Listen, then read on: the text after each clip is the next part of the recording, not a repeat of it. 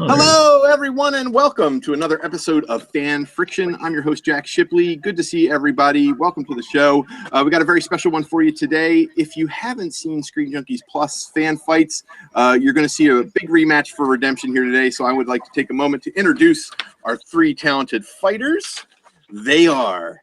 our first guest is a teacher from St. Louis, Missouri. She proudly proclaimed she would make a great vampire slayer, and today she's here to prove she's ready to slay. Please welcome to the show, Maggie Baines.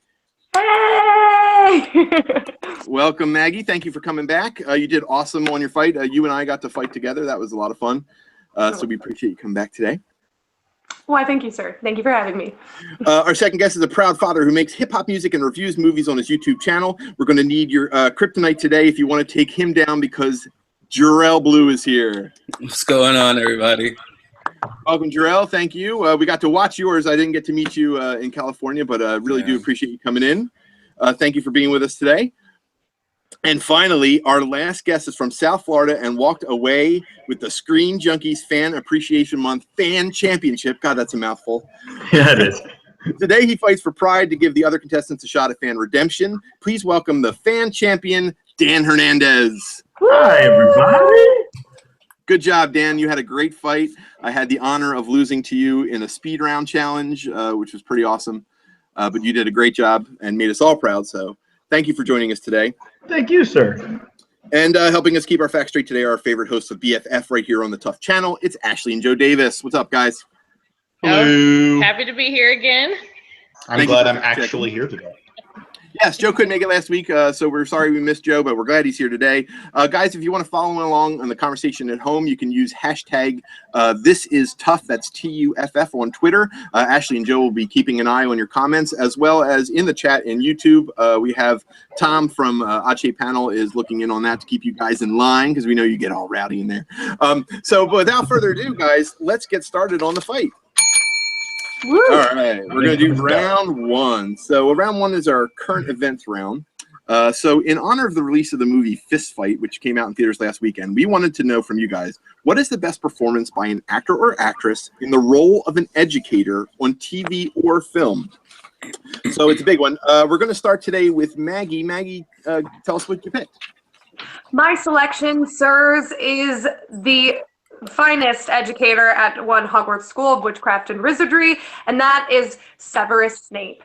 This is a performance, a heartbreaking and iconic performance by Alan Rickman, the late Alan Rickman.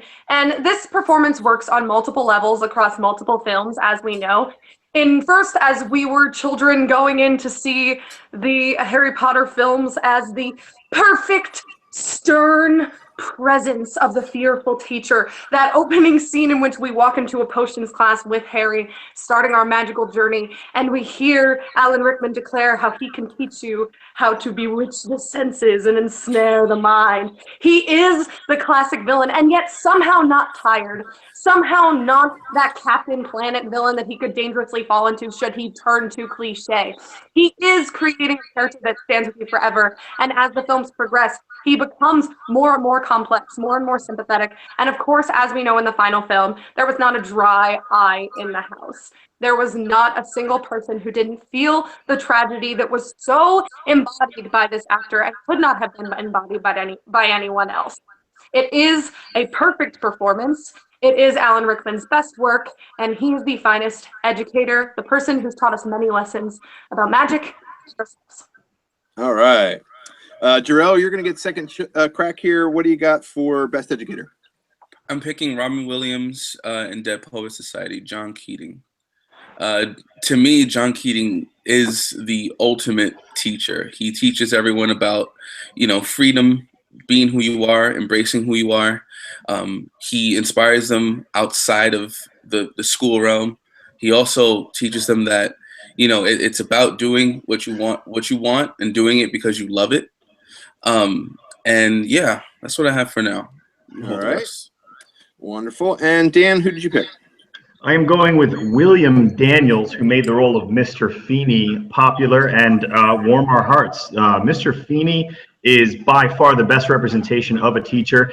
I kind of went rogue and decided to go TV on this just because I feel so strongly about Mr. Feeney as an educator, as an inspirer of young minds, and as a molder of young minds. And so with Mr. Feeney, I think you've got not only a great teacher where he's actually educating you, but he's also kind of there to make you a better person and to kind of help you along the way of life. And so, you know, with a lot of it, when it came time to choosing the best educator or the best actor actress performance as the role of an educator, what I wanted to kind of look at was number one, how was it performed and how was the acting in terms of the role, and then number two, how good of a teacher was the individual. And so because of those two key factors, I think that ultimately Mr. Feeney edges out both of those combatants. I'm looking forward to fighting for him. All right, guys. Well, that's the time. Fight. Robin Williams is a horrible teacher. You want him to teach you about freedom? He teaches children that if they don't get into a school play, they should fucking commit suicide. That is not a good lesson. That is not a good lesson. I'm sorry, but if you don't get into the school play, cry with your best friend Stacey and then write about poetry about it in your fucking diary. Don't goddamn kill yourself. That's what Robin Williams teaches these kids, that if they don't listen to poetry, if they don't get into the play, their lives will be over. The worst thing that kid had ahead of him was medical school. That's the reason why he took his own life, because he couldn't do a play and his parents were pushing him to join medical school. That's the kind of thing that Robin Williams encouraged. He's responsible, marginally responsible for the death of that child. Answer for that, sir. No, he committed suicide because his dad didn't let him be in the play. His dad Oh didn't let him express his freedom. my dad won't let me be in a Midsummer Night's Dream. I'm so sad. Okay. All right, but you're confirming what I'm saying, that it's not Robin Williams, it's not Mr. Keating's fault. That Robin Williams is the one that encourages him to pursue that. He would never have had that path to pursue to be sad about. suicide or to pursue what he wanted to be. He romanticizes the tragic death of the poets that he's teaching them. Not only that, but okay, setting that aside, sure, let's say that he's not responsible for the death of a child, which the school board says he is, which is the reason why he's goddamn fired. Okay. One, let's try to keep the language to a minimum. Two, what were you trying to say, Jarrell? Oh my gosh. Yeah. So Snape actually puts his hands on his students. He's bitter with Harry because he had the hots for his mom. It's almost, he's not even a teacher. He's more of a conflict of interest. Have you seen Harry's mom? Damn! I'm gonna chime in here really quick, and I'm sorry to interrupt you, Jarrell, but Snape is actually probably the worst teacher of these three. I don't remember a single thing that Snape taught us. I barely learned a potion from him. Slughorn was a better potions professor. Remus Lupin was a better Defense Against the Dark arts teacher. I don't know what he taught us from a teaching from a class perspective. Which one of your teachers was directly responsible for saving the lives of children? Which one of your teachers was directly responsible for saving the lives of children? Severus Snape multiple times saved the lives of Feeney not only saved Sean's life on several occasions by guiding him towards the path of righteousness, but also Eric, Corey's older brother, who could have easily ended up on the street or dead, was saved. That's a very large hypothetical. That's a very large hypothetical. This is Severus Snape was directly protecting the life of Harry his entire life and was always smarted at by Harry and always demeaned by Harry. Harry was an extremely disrespectful student. Anyone else who is a teacher will know how hard it is to try and teach children something when they do not want to learn. You can only do so much as a teacher if the students do not want to learn, and Harry refuses to pay attention. Harry refuses to talk over each other at the same time. I can't hear you when you do that. Please, I can't hear you all when you talk over each other. Here's my thing with Snape. I listen. I'm a Slytherin according to Pottermore, and so it's difficult for me to fight against Severus Snape just as a person. But in terms of an educator, listen, I don't want my teacher having a crush on my mom, and that's the only reason that they care about me. How is that relevant? How is that relevant? Because Severus Snape only was a good teacher in protecting Harry because he had a crush on his mom, not because he was a good educator or because he cared about the enrichment of children. So, thank you for agreeing with me. He was a great educator, and he did save Harry's life. He wasn't a great educator. No, he was not a great educator. He was a horrible educator. They learned nothing from him except for the fact that he is a bitter person who has. We know plenty about him. We know lots about Severus Snape. Listen. I would sooner put Keating in ahead of Snape, but again, when you compare. Oh, you mean the creepy next door neighbor who always talks to my kid when he's alone? No Maggie, thanks. he's got to be able to finish thoughts, please. As far as Mr. Feeney is concerned, yes, absolutely, he was a next door neighbor, but he wasn't just enriching the lives of Corey or his brother or Sean. It was all the students. Topanga's life was greatly improved by his. Minkus, God bless him, in the first couple of seasons was guided by Mr. Feeney as well. He helped other teachers as well. I mean, when you look at the overall concept of a good teacher, and forget about the, I'm going to put the teacher part aside for a moment. From a performance perspective, what William Daniels did in all of those episodes, it delivered comedy, it delivered heart. There are scenes, I mean, there are lessons that Mr. Feeney taught us that to this day have an impact on how I live my life. Certainly, I agree with you that Keating didn't really do much of anything in terms of, except for making me feel like, oh gosh, I should be in the school play. I get that, but with Severus Snape, I don't know what he taught me except for keep an eye out on your teacher because he might try and get with your mom. Okay. First of all, let me just say. Wait, yeah, hey, let me hear Jarrell first. I said. Right. So the thing with Snape is that he's responsible for multiple deaths.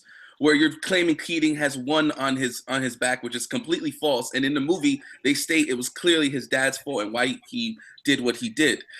Snape is almost like plays the role of a guardian angel who hates his job. That's all he is. He's not a teacher. What death is Severus Snape responsible for? Sorry, what deaths are Severus Snape responsible for?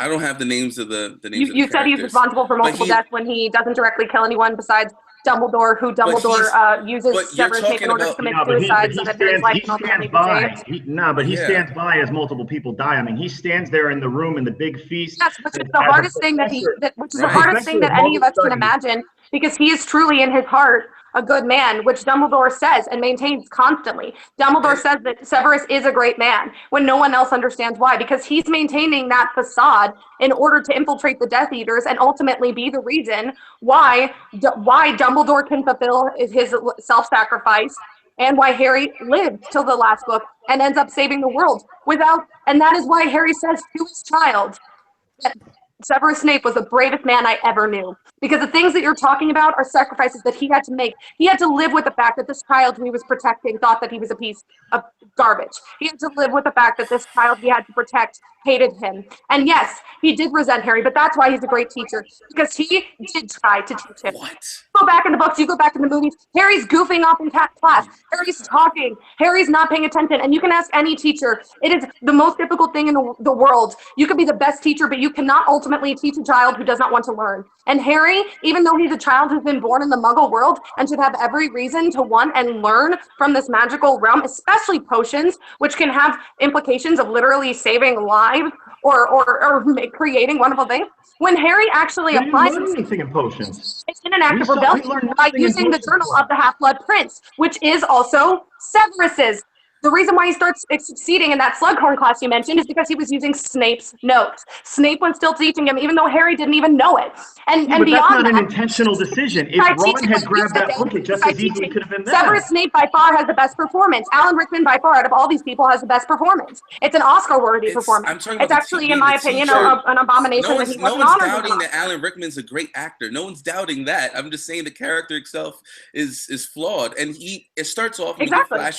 We get flashbacks of him being bullied, and he eventually becomes a bully himself. He actually, as a teacher, he clearly doesn't even know how to learn from his own history and his own past. He puts his hands on Harry. He puts his hands on Ron. He belittles. You're citing as if this happened on multiple occasions, and the most you see happen is him get him to have the book. A teacher's supposed to lead, and he keeps pushing them down constantly, and he sets them up for disaster multiple times throughout the franchise. He leaves, but none of his students kill themselves. Okay. So here's what I'd like to do. So I'd like to start with final thoughts, and Jarrell, I'm going to start with you on this. So why is Robin Williams? I forgot his name already. Keating, right? Yeah. Why is he better? Why is he the better educator than the other two? Let's go for final thoughts. He purposely puts the students out of their element, and he wants them to all feel equal to one another. He puts them through experiences like no other, so they all experience something new altogether. He wants them to embrace what they love and what they enjoy and go after what they love, but at the same time, still stay as a decent human being. have something over here. So yeah, so even in the ending of the film where they're standing around and they're standing on the desk and they're speaking for themselves, this isn't starting a war or some type of revolution. They're just trying to just scream for their freedom and being themselves and being who they are. And that's all he wanted to do. And his message was like, if you're gonna stay here, if you're gonna focus on doing business and all this, like, just love it. He wanted the students to love being in school. He didn't want the students to like feel like they didn't belong. He wanted them to feel belonged everywhere. So I feel like Mr. Keating, to me, is the ultimate educator, not just by teaching them things, but also life lessons in an equal manner. So I felt like, he had so much compassion. He taught him that. And I feel like overall, like, he's almost like pure. Like, there's nothing about him that you can dislike. He's lovable, likable, all of the above. And he never talks down to anyone. So that's why I love Mr. Keating. Awesome. Dan, your final thoughts on Mr. Feely? Feeney. Feeney. Yeah, thank you, Maggie. The thing about Mr. Feely is that when you talk about the lessons that are taught and when you compare, and again, I'm going to start comparing him to Keating first. With Keating, I think it was a very limited scope, the lessons that were taught. I mean, mostly it was about making them feel like they belong, making them feel like they were welcome. It was really kind of limited within that scope. And then, they learned a little poetry along the way, and that's fantastic. With Mr. Feeney, it's about multiple lessons, right? We're not just learning about, making people feel like they belong or anything like that. We're learning about sometimes the hardest things and are the right thing, and the right things are the same. We're learning about how, love. We're learning about love. I mean, Corey learned the basics and the concepts of love from Mr. Feeney as well. All these different life lessons in terms of the broad scope of life. We're not talking about one element of life. We're not even talking about one type of person. Mr. Feeney enriched the lives of smart people, not as intelligent people, well-behaved and saintly type students like Corey, and kind of kids from the wrong side of the tracks like Sean. So when you look at Keating versus Feeney, I think that Feeney edges out Keating. Now, when we go on the other side of the spectrum, when we look at Snape, for me, I don't see how Snape can even touch what Feeney did. Feeney selflessly dedicates himself to the art of education and enriching children's life.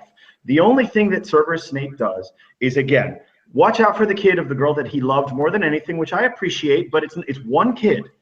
Not all the kids. Never once was he particularly concerned about any other students except for maybe Mr. Malfoy, or rather Mr. Malfoy's son. But yeah, Draco Malfoy, and that's only because he made the unbreakable vow. Even then, he didn't really care about the kid. For me, Snape just, and not to mention they didn't learn anything. Again, I learned more about potions from Horace Slughorn and a book that Snape never intended. Like, if Snape had taught from his original potions book, and we got that, maybe, but again, even still, that's one aspect of it. It's still not enriching the children's life. It's still treating them horribly and ultimately being selfish and worrying about your own goals. All right, Maggie, final thought. The reason why you have that perspective is because Harry's the main character, and Harry from the beginning doesn't give a shit about what Snape is teaching. Literally, the first thing that happens when he's being in Snape's class is him not paying attention, and Snape saying, hey, I'm talking to you right now. Please look up. Please pay attention. Be present. The reason why you were saying that we didn't learn anything is because Harry's not paying attention. And the reason why, and we don't know, we don't know what he was saying while Harry was goofing off in the back of the class. J.K. Rowling doesn't spend time on that. And if you're talking about selfless, you said Mr. Feeney is selfless. How about putting your life on the line? How about making yourself be seen as an evil person, as a cruel person, when actually you are responsible, more responsible than Harry, more responsible than Hermione, for saving the world and ultimately defeating Voldemort. And you keep bringing in his mom. Like, first of all, I maintain Lily is very hot. That's not his fault that he wanted that. Second of all, second of all, selfless love shouldn't be something that's knocked, okay? And specifically going into your characters, Feeney is somebody who mainly involves himself in the life of Corey. You're saying that Severus Snape should be discounted because he doesn't pay enough attention to his students when you're looking from the perspective of Harry, whereas Feeney obsessively focuses on one student, on one child. There's other students besides Corey and Topanga. Like, there's people that need to be catered to that he doesn't. And at Poet Society, setting aside the fact that he lets students adopt unhealthy aspects of thinking that ultimately I believe are partially responsible for the suicidal thoughts that are incurred, he also teaches children incorrect things about poetry, like an interpretation of Robert Frost's poem that has nothing to do with what the actual meaning is, and literally ripping out proven methods of how to interpret poetry and study poetry and ripping them out of the books and saying it doesn't matter. That's not what a good teacher does. He would be a better teacher if he said, these are the methods, it's important to learn them, but ultimately you should interpret them in your own method. But that's not what he does. He says, walk your own path, tear out the books, don't care about anything, and that leads to a child picking their own life. Severus Snape is a selfless ultimate teacher that teaches Harry his greatest lesson, that love wins, which is the central thesis of the Harry Potter series. All right. Wow, this is going to be fun. So real quick, before I get to Ash and Joe, Dan and Jarrell, if you have headphones and you could use them, that would be great, just because I'm hearing Maggie through you guys. Gotcha. Sorry. No, it's okay. But this way, just to make it a little easier on the people listening at home, Ashley and Joe, what do we got? Lots of opinions this round. I also found some different lists that had all three of the teachers and where they ranked was the best. Oh, wow. But one line came up. I think Maggie kind of flipped it. I think the real line is when Snape says bewitching the mind and ensnaring the senses. I think she had it flip-flop, but that was the only factual thing that stood out to me. And what did Twitter have to say? All right, so we got a lot of opinions on what other ones are. The poll that Tom put up, I had to vote. So not yet. No, right. Yeah. We've done that. That's the thing. There's lots of love for all three. I will say Snape and Mr. Keating get the most love, but there is a couple of throwouts for Mr. Forget about Mr. Feeney, you guys. He changed your life. He does. He is getting some love, but the most tweets I've seen are for Snape and Keating of those two. I have some alternate suggestions. Samuel Catlin wanted to shout out to any of the teachers at Boston Public because that show is fantastic. I personally agree. Corey Williams says Jaime Escalante. Great choice. Nice. Nolan Dean wanted to throw out Woody Harrelson's character in The Edge of 17 because he's the teacher we all need. That's a good pick. Yeah. And I would, of course, choose Professor X from X-Men series because he teaches the class. Come on, guys. Sorry. Side note, you could also say Patrick Stewart in Dune as Gunny, who teaches all our trades about warfare. So, guys, there were a lot of great options for this round, but we have these three to deal with, and it's difficult because you guys argued very passionately. So, thank you for that. So I hear from Maggie about the performance of Alan Rickman, and of course how Professor Snape changed the life of Harry Potter. Jarrell focused on Mr. Keating and how he inspired his students, and Dan sort of did the same thing with Mr. Feeney with how he inspired his students as well. I think for me, it's going to be tough. I think the problem with Snape and the thing that they did to hit you the hardest was how mean he was to his students, particularly Harry Potter. And I think that when we talk about the performance of Alan Rickman, he might be the best. And him and I think Robin Williams may have the best performances that we're looking at. But I think when we're talking about educators, he was so mean to his students that I have trouble picking. So for me, it comes down between Jarrell and Dan. You guys have very similar teachers who do very similar things. And I think it's super tough. When it comes down to me, Jarrell sold me more on the impact of Keating and the way he inspired his students than Mr. Feeney. So at the end of the day, I'm giving the point to Jarrell. Congratulations, Jarrell. Well done. Round one, it goes to you. What did the poll say? The poll, which I have to get back to real quick, won't take a second. I had to vote, so the numbers are a little skewed, but as of me looking at it, we have 42% for Mr. Feeney, 33% for Professor Snape, and 25% for John Keating. Wow. Feeney on the poll. What? Well, Harry is a really bad student, though, guys. Can we just say, Hermione does his homework. He's not. He's a very bad student. Oh, for sure, no doubt about it. But I think they're right. He doesn't learn anything. If Hermione wasn't so smart, he wouldn't have come away with anything in that round. So that's Harry's fault, though. That's not. Well, you'll have a chance with this next question here for rebuttal. So, guys, this is the follow-up lightning challenge. If you don't know, we introduced a new rule for this part of the season where after you answer the main question, we're going to give you a lightning round question that all three of you will get to answer. You'll have 30 seconds and 20 seconds to respond to each other, and the questions are always related to the round we just did. So, our related question here is, in TV or film, who is the best student?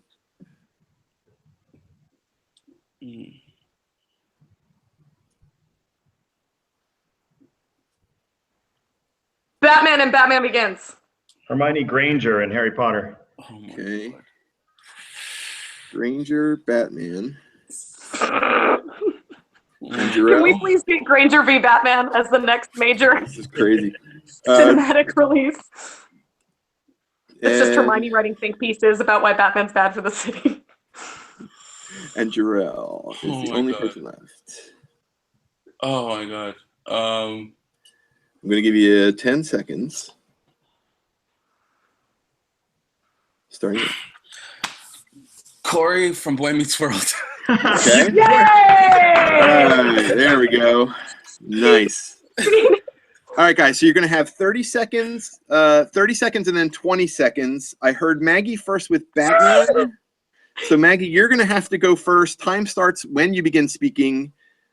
It's all you.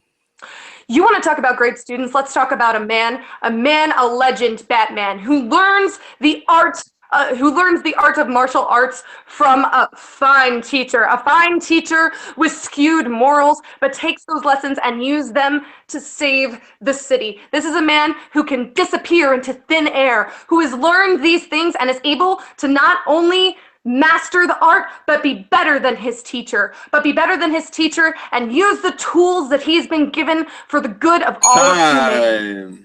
All right. Dan, I heard you second with Hermione Granger. Time starts when you're ready. When you think about the best student, you have to think about a couple things. Number one, how seriously do they take the concept of education? How seriously are they studying? How well do they do in terms of their tests and things of that nature? I think Hermione Granger has shown us across all the books and movies that she is the quintessential student. She cares more about learning than anything else, and that care for learning has actually saved all of her friends and ultimately impacted the entire storyline of the movie. As was said previously, if Hermione was not the student that she was, both Harry and Ron would be dead a million times over. She cares about time. All right, Jarrell, you have Corey. I think Corey is the best student because he's the most relatable. He's flawed, but he's always admitting his faults. He's always embraced change. He's always outspoken. He's the one that's always leading the pack. He's the one who learns from everything. I also find that he has a lot of compassion for his teacher as well. He isn't just treating any of his teachers with disrespect. He's just kind of like, he's almost like someone just hyper who wants to just do certain things to be popular, and he goes after these. Time. Okay. Maggie, you get 20 seconds to rebut whenever you're ready. Dan, you said that Hermione Granger cares about learning, which she clearly doesn't because she repeatedly commits academic dishonesty, one of the greatest sins in academia. Hermione does homework for Harry and Ron repeatedly when they do not do any research or work for themselves. As for Corey, he does not care about learning. Most of the most important things that Mr. Feeney teaches him are actual life lessons. He doesn't pay attention in class. He's a slacker, like that dirty Harry Potter. Time. All right, Dan, 20 seconds. Hermione loves being a student so much that she is willing to do the homework of anybody that will allow her to do so. As far as Corey is concerned, I absolutely agree. Corey, unfortunately, is more a student of life, but even then doesn't always succeed. And in terms of academically, Corey doesn't really learn anything. Hermione cares about the concept of academics and the concepts of learning as much as possible, studying as much as possible, and giving it all you got whenever you can. Jarrell. I just think it's funny that you say that Hermione cares about academics, but she just does everyone else's homework without teaching them anything. So I think that's hilarious. But the thing with Batman is that Batman ultimately kills his own teacher and burns their own temple. I mean, that's not a good student if you ask me. The dude is an arsonist. It's awful. And I think that Hermione is time. That was just the final. Wow, that was a midterm, was burning down the temple. Wow, that was a great rebuttal. That was fantastic. Okay, so Ash and Joe, I'm going to give you both a chance to weigh in individually. So Ashley, what did you think? I think the Hermione argument spoke to me just a little more because I was waiting for Jarrell to say that Corey was such a good student that it inspired him to become a teacher, because in Girl Meets World, he is a teacher. So I was waiting to hear that. I was really worried you were going to pull that one. A Yeah. little much, but All right, Joe. The only thing about Corey that stuck to me really hard, and this is why I was going to go with Corey, is Corey is a student of life, and I think that's the most important lesson we can get from our teachers is stuff about being a good person and how to live life. But that's me. Well, I got to be honest. When they started bringing up the Hermione cheating for the other kids, for Ron and Harry, that kind of stuck with me. And then Jarrell kind of nailed it home and then shot it back at Batman with the burning down the temple but of the I'm people Batman, who taught him. And because I'm Batman. That's why I burned it down.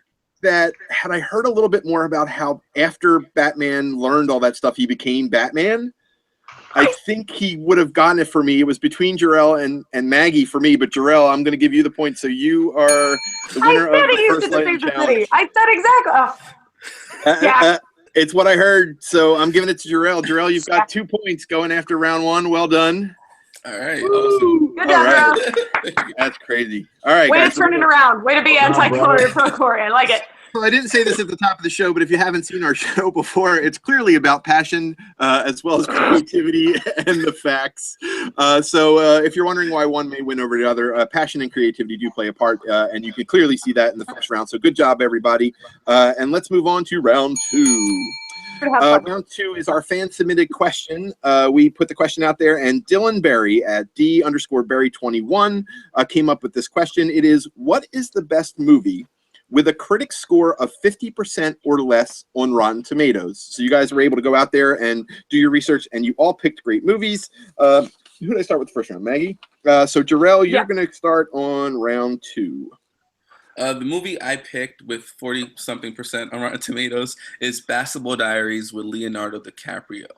I think I got to be honest, when I saw this movie on the list, I was kind of shocked. I'm like, these are great performances all around. The acting is, like I said, the acting's amazing. The directing's phenomenal. It's paced really well. It's a really hard movie to watch, but it's supposed to be. I mean, it's a movie about heroin addiction.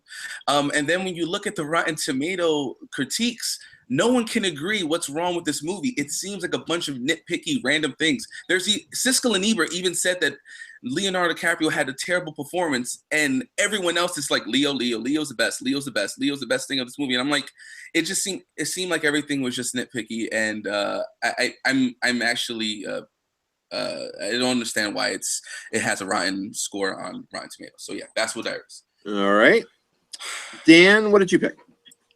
So I went with a movie that's got a 38 something? Is it 39? 39%, a whopping 39%.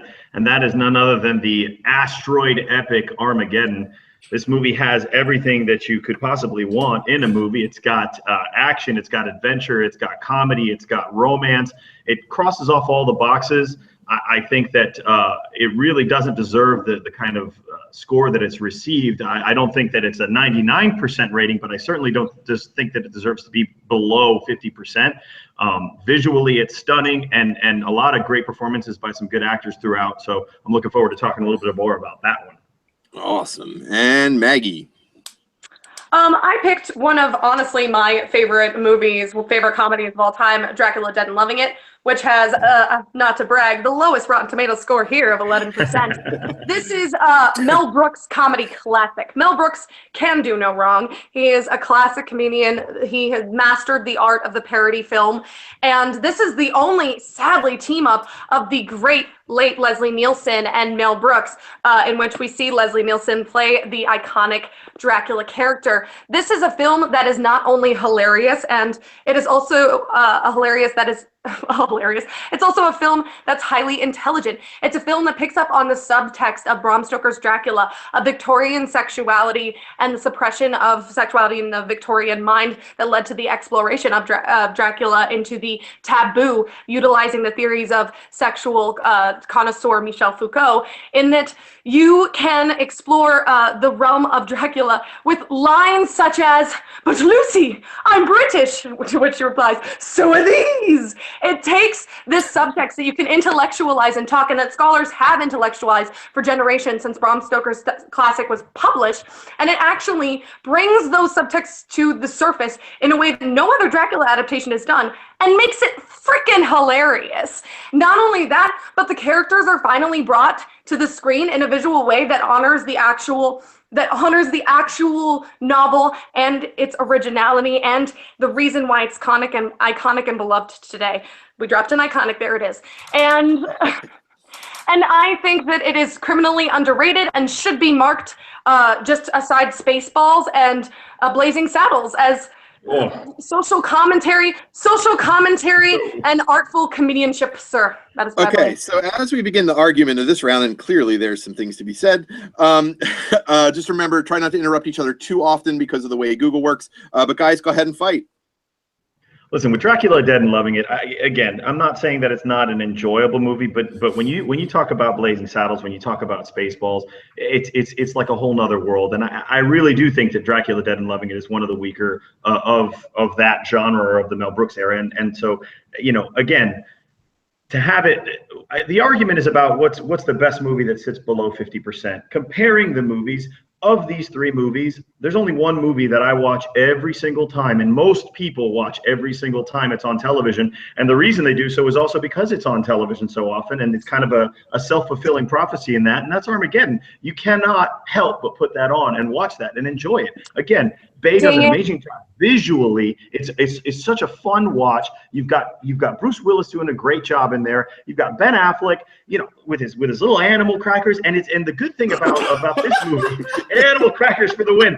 The good thing about this movie, honestly and truly, and I'm not just BSing, is that you can watch it and enjoy it for like the fun and the spectacle and the cheesy action, and then you can watch it just to laugh and enjoy yourself and kind of be like, that's pretty ridiculous. It's got everything covered. For it to be below 50% when it is so clearly enjoyable on so many levels is unacceptable. Basketball Diaries, again, I think that Leo, when you talk about Leo's performance and Leo's performance being the best part of it, the worst part of it, depending on who's watching, I think that Leo's performance probably is the best part of it, but that's not saying much. Being the best part of like not so very much entertaining stuff in general is not really that much of an accomplishment. And again, when we talk about a movie that I'm going to want to watch again, the depression and the concept of heroin addiction and everything else in between, that's not something that I really want to enjoy. It's not a fun watch. When you talk about something that should be higher ranked, let's talk about something that you're going to get something out of, that's fun, that's entertaining, that's going to make you laugh, maybe make you cry. I mean, my God, when Bruce Willis got layers, it's on basic cable, it's all there. It's there. So that's where I'm at with that. I mean, I don't know how you even put these two in the same category as Armageddon. Phil looks very angry at him. Can I go Go next? ahead, Jura. Yeah. Okay. Well. Okay. Where do I start? Okay. So I said yes. Leo is the best part of the movie. We have a great performance from Mark Wahlberg. We got a great performance. I can't believe I'm forgetting his name. Ernie Hudson, from him. Yeah, I know. But I think when it comes to Armageddon and the Dracula movie, they deserve those rotten scores. The thing with that performance with the Dracula, why am I forgetting names? Anyways, the Dracula movie, I think that it pays more homage than it actually does comedy. I think that if you were to really take the jokes and find what's actually funny, it'll probably come up to about 4 minutes, and it's supposed to be a comedy. The entire opening sequence of that movie is so horrifying that I even looked away because they have so many opportunities to poke fun at old Dracula, even old Dracula, like the stuff that was shown, the imagery. They could have poked fun at the imagery, and they didn't take an opportunity with that. They do?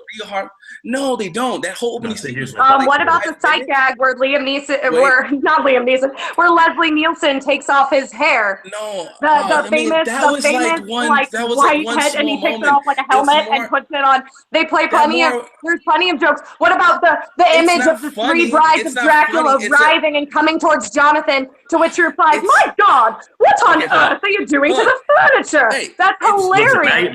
It's clear that Maggie loves this movie. It's obvious that she loves this movie. There's a passion. Go ahead, go do it, Drew.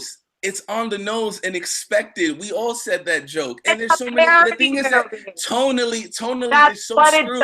It's so screwed. There's so many, like, I'm going to hit my head in a chandelier. I'm going to crash into the window. I'm going to fall on the floor and hit the wall. But then there's gore all over the place. Is this movie for kids or for adults? It doesn't even know what it wants to be. It drives me mad. You're very clearly showing me that you haven't watched the movie, because not only do you not remember the title, but you're saying things that aren't true about it. Hang on. Hey, so let Maggie go ahead and take a rebuttal here.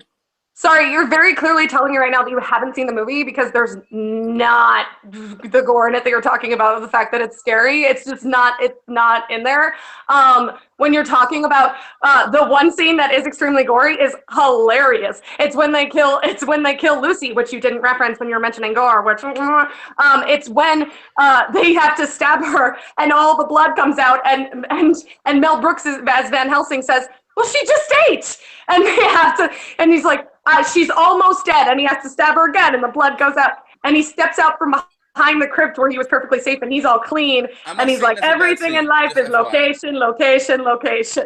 There's so many funny gags like that, where you have slapstick, where you have gore used effectively for humor, where you have homages to the film, like you mentioned. Thank you for that. And just multiple things that work on multiple levels. It's a film that succeeds on so many fronts. And again, Leslie Nielsen is hilarious. He's the king. He takes on this iconic character in a way that no one else has. I would argue he has the most presence of anyone who's played Dracula, and he's doing it in a satirical and hilarious way. He's doing it in a way that brings forth the subtext of the novel. It actually intelligently brings forth what is hidden beneath the surface and makes you laugh if you just want to laugh, but actually appreciate and intellectualize something that is often ignored in adaptations of Dracula. He's not just a monster. He's the embodiment of the sexual frustration and taboo of the Victorian era, and that is something that the film plays on. Armageddon, speaking of weird sex stuff, Armageddon has a scene where Liv Tyler is making out with Ben Affleck using animal crackers, and her father is serenading them in the background.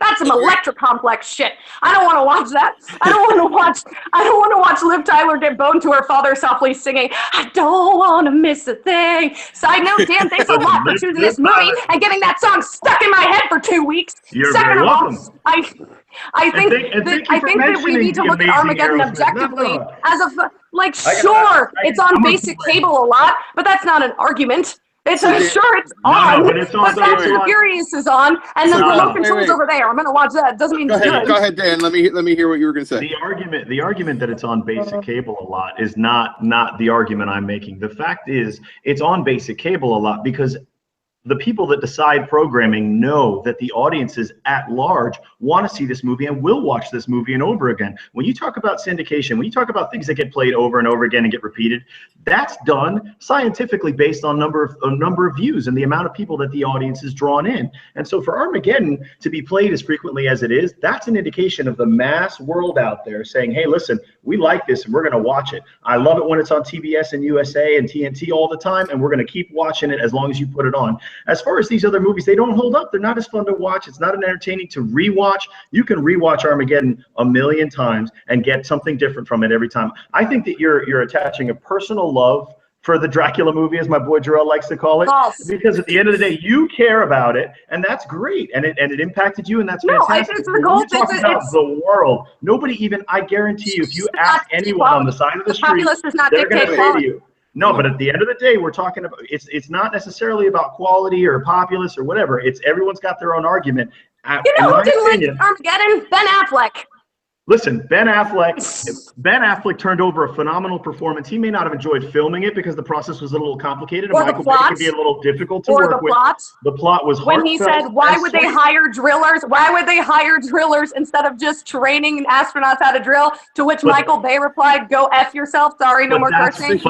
You're absolutely right. That's what makes it so wonderful, that concept. And thank you for mentioning the beloved commentary reel that you get to enjoy when you rewatch it again, because I think it's fantastic. It adds a whole But you nother don't get to layer. enjoy that on TBS, Dan. The commentary reel's not on TBS. But Now we're that's talking okay. about DVD logistics, Dan. But that's DVD okay. logistics should not be All brought We're in. just talking about the best Can I movie say that was ranked So poorly. yeah, so here's what we're Hold gonna on, do. Jarrell, got through me. Sorry, Go man. ahead, Jarrell. Why don't we start? Okay. I'm going to give you a chance to speak, but I also wanted to start final thoughts, and I'll let you Okay. lead us off if you like to. All right, just because Armageddon is on TV, Dan, doesn't mean that people is beloved. I mean, Transformers is on TV all the time. That's why I don't have TV.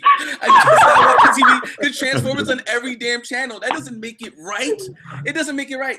Even the opening sequence of Armageddon is baffling. Why is there narration? It's so tacky. This is a movie about killing mankind, and they're narrating it like it's some Looney Tune movie. And then even the logo, when it pops up and it says Armageddon, it explodes. I'm like, are you kidding me? Exactly. They're supposed to like the people are supposed to die in this. Exactly. And then on top of that, they're drilling the damn meteor in a 45-degree angle. Did you know by doing that adds 300 feet more? You have to drill in 300 feet more because of it. It makes no sense. They're so stupid. Yes. Everything is just so bad about it. It's a joke. There's pedophile jokes from Steve Buscemi. Oh, yeah, there is. There's Fuck? that. It's like, I'm sorry. Guys, I cursed. this is what Sorry makes about this that. movie But- fantastic. But it's just, why is his daughter on an oil rig with a bunch of old greasy guys? Why is she there? It just doesn't make any sense. It's just like, you can't just pass on that. The minute they go to the scene and they have the little car with the machine gun on it, I'm like, are you kidding me? Are you kidding? This is just ridiculous. It's just insane, and it's mind numbing, and I can't watch it and enjoy it. I'm telling you, Deep Impact is the better version of that movie by far on every level. No way, it's boring because it's actually smart. Armageddon is just like, oh, forget it, I'm leaving my brain at the door. For that, then you must love the Transformers franchise. You must adore it. So, Jarrell, why is your movie better than the other two? Let's get wrap it up for final thoughts. I forgot what movie I was fighting for. Okay, hold hold on. Okay, Not a good sign. That's what Armageddon does. We're having fun, kids. We're having fun. That's all that matters. I meant that in the sense that your movies just okay. Now with Basketball Diaries. Oh, I have it right here. Okay. Sorry.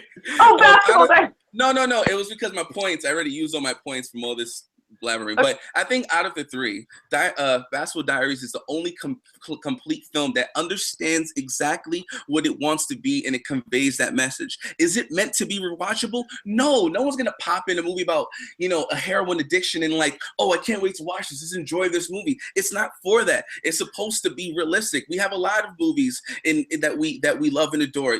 Citizen Kane, you name them all. We don't watch them repeatedly, but we respect them for what they are, and because of that, it deserves a higher rating in Rotten Tomatoes than it was given. I feel like it was a nitpicky critique from everyone that didn't appreciate as much as I would have liked them to. And I think with Dracula Armageddon, one is hardly funny, and the other one doesn't take itself serious. It really thinks it's being smart when it's completely idiotic. Anyways, that's all I got. All right, Maggie, final thoughts on Dracula Dead and Loving It. Dracula Dead and Loving It is not a film that I'm applying extra of my love to. Yes, I'm applying my love to it, but the fact that it does play on the sexual undertones of the original novel and emphasizes that in an effective, humorous way, that's the job of parody. A parody film takes things that exist or elements that exist within genres and then exacerbates them, exaggerates them in order to make humor. Something like Blazing Saddles was taking the classic Western genre that had the elements of the cowboy in the black hat and the cowboy in the white hat and applying a direct racial tone and addressing a social issue while also being hilarious. That's exactly the type of thing that Mel Brooks accomplishes in Dracula Dead and Loving It. The fact that it's not appreciated isn't the fault of the film. It's I believe, a cult classic, and it's something that is extremely intelligent. And again, none of you can knock the performance of the great Liam Neeson, the king of parody, or the fact that this is the only team up of these two kings of the genre coming together, okay? It is something that is extremely intelligent. Something like Armageddon is only enjoyable unintentionally. Everything in this film is intentional and pitch perfect and made made to make you laugh and enjoy a classic novel, a classic story that you've known before, and appreciate it in a way that you didn't know you could. And a basketball movie starring Leonardo DiCaprio would be much better effective if he was infiltrating the dreams of LeBron James. Okay, Dan, final thoughts. Listen, I admire the passion behind the Dracula movie, as I will forever call it at this point. Dracula, dead, loving it. Yeah, Dead and loving it, Dan. the Dracula movie, it's forgettable, and again, it's not Mel Brooks' best entrance by a long shot. It's actually a departure from what he's known for and what he does best. In terms of you know, the Basketball Diaries, again, fairly forgettable, not rewatchable. A lot of people took shots. Well, and actually going back to Dracula Dead and Loving It, the king of parody, Leslie Nielsen. We got one more. Did I say Liam Neeson again? You did it again. I'm so sorry. I don't know why I keep doing that. So Leslie Nielsen, will find you. Leslie And he will Nielsen, call you Shirley. Leslie Nielsen puts in better performances in a dozen other movies, the Naked Gun series, for example. So again, for me, that movie is very lost and forgettable. I appreciate the passion and just the energy that both fighters put towards Armageddon, because it just helps to prove the point. Armageddon is a film that just lights you on fire in every way imaginable. And yes, it does light some folks on fire the way that it did with Jarrell, where it kind of makes them a little bit frustrated. But still, think about all the things that both of these people listed when they talked about my movie. They were listing plot point after plot point after plot point, because it's memorable. If we quizzed each other on each other's movies, right? I don't know that I could probably name 2 or 3 scenes out of Basketball Diaries, and I've seen it twice. I don't know that I could name anything out of the Dracula movie, and I've seen it 3 times. But with my movie, whether you like it, whether you hate it, you remember every element of it, start to finish. There were great performances in there by Michael Clark Duncan, by Bruce Willis, by Ben Affleck, by Steve Buscemi. You've got Owen Wilson doing his thing. I mean, there's just so much in this movie. And to discount it and to give it the score that it received on Rotten Tomatoes, purely based on the fact that Rotten Tomatoes was feeling a little snooty that day and didn't want to just enjoy a fun and entertaining action movie. You know, the concept of punishing movies for being an entertaining and fun time at the theater by giving them low ratings because we're trying to be so highbrow is ridiculous. And so for me, I think that Armageddon is treated unfairly by giving it below a 50%, because again, a lot of people are impacted by it, remember multiple elements of it, and are motivated by it, passionately or otherwise. They would have been more impacted by it if the asteroid actually hit. I agree with you. Right? And Deep Impact, an asteroid does actually hit. That's why Deep Impact is the better film. No, I do like Deep Impact. So guys, I will say this before I go to Ash and Joe. I just wanted you to know that I've walked out of 2 movies in my entire life. The first one was the animated Jungle Book as a child. And the second one was one of these 3 movies. We'll find out afterwards which of it was. You like Jungle Book? I hated the original Jungle Book. The original Jungle Book's garbage. The original Jungle Book, the animated one. So I'm weird. Ash and Joe, what do we got? Lots of opinions, of course, on this round. Looking at the Rotten Tomatoes, that they aggregate their critic scores and audience scores, so it's not just like the website itself is like, this movie's horrible. It's the critics' consensus on whether something's rotten or fresh. And then the audience scores for both Basketball Diaries and Armageddon are actually in the fresh range. Dracula Dead and Loving It is still in the rotten range. Exactly. The actors in Armageddon have even come out and said that this was not a good movie. In fact, Michael Bay thinks it's his worst film. And Dracula Dead and Loving It was Mel Brooks' last film to be directed by him. He hasn't had a theatrical release since that time. Sad. What did Twitter have to say? What were some of the choices? A lot of fun suggestions from other people. The one that I'm seeing the most is probably Boondock Saints, with David Bowman, Samuel Catlin, and Kimber all bringing it up. I'm sure others did as well. Some other ones, we have Final Destination by Nolan. Jonathan Youngblood brought up Super by James Gunn. Super. Hook. Hey, Hook's a good movie. Let's see. Chase Geyer also brought up Billy Madison, and Bill Carolla loved Jarrell's little I forgot what movie I was fighting for. That was awesome. No, that was only because of the passion of the other ones. Just putting that. Oh, no, I get it. All right, guys. So it's time to judge. And I think Jarrell, both of them kind of hit you on the, like, no one really knows Basketball Diaries. You know, they don't have enough exposure. There may be a reason why it's as low as it is. You had to look up the title of your own movie on your notes.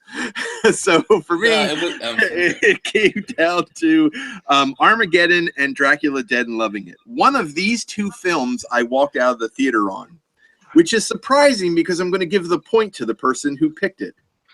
Just so you know. So Dan, you talked about a movie that is on TV a lot. It's watchable when it's on. You have to sit and watch it. There's so many performances.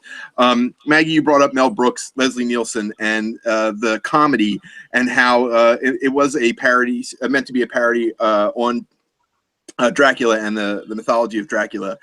One of the things they really hit you on, Dan, was that creepy animal cracker scene. To his own dad's music is just, I mean, it really is creepy. And then Jarrell really gave you the knockout punch when he's like, Transformers is on all the time too, but no one wants to watch that either. I hated Dracula Dead and Loving It. I left after 30 minutes. It's the worst film ever, but Maggie's passion for that movie, and she clearly knows that movie like better than any human has any right to.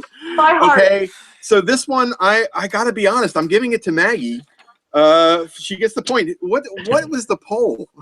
Oh my God! 47%. So well, I'm sorry. Go ahead, Joe. 47% for Basketball Diaries, 33% for Armageddon, and Dracula only got a whopping 20%. Which is, I'm not surprised. It's a terrible movie. yeah, it is. No. Not a terrible movie. Diaries is nowhere to be streamed legally. So yeah, this one and Basketball Diaries and Armageddon were two that we were doing for our show, and we ended up with Armageddon for reasons. Yeah, because we couldn't awesome. stream the other one. So yeah, guys, you're all invited. You're all invited to come over and watch Dracula Dead and Loving It at my place. Everybody, movie night. Let's go. I don't want to be rude and leave your house early. I'll teach you. I really hated that movie, but you get the point. Dan, don't bother inviting me to your house to watch. No, man. I don't want to ever see you again if that's the movie we're going to play. All right, guys. So let's go into our lightning challenge. Our lightning challenge is going to be based on the question we just asked. It is also worth a point. However, there's an extra caveat up for grabs in this lightning round. If you win, you get to choose the order for the mystery fight that's next round. Today's mystery round is another round where you guys all knew the question, you had your individual answers, but no one knows what the other people picked. So if you win this lightning challenge, you will get to decide the order going into the final round.